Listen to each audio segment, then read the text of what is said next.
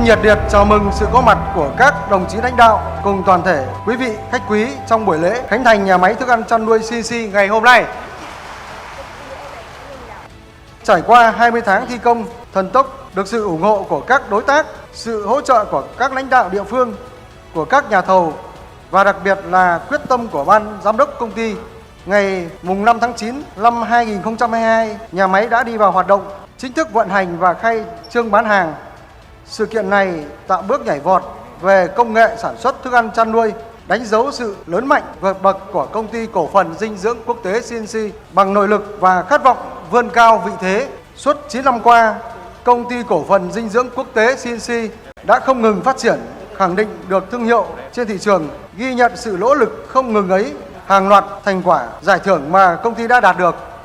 Trong giai đoạn tiếp theo, không ngừng nỗ lực về mọi mặt, đặt tâm huyết vào từng sản phẩm để mỗi sản phẩm của CNC phải thực sự là kết tinh tâm huyết và trách nhiệm với cộng đồng.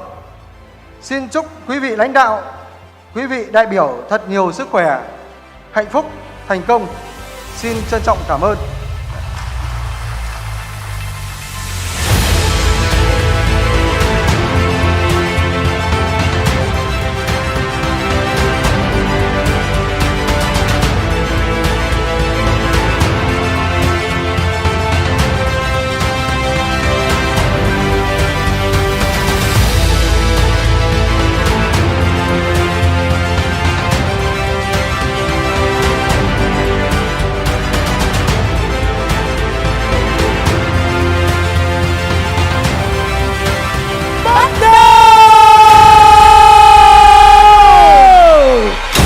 Hãy cùng với chúng tôi dành những tràng pháo tay thật đặc biệt để chúc mừng CNC.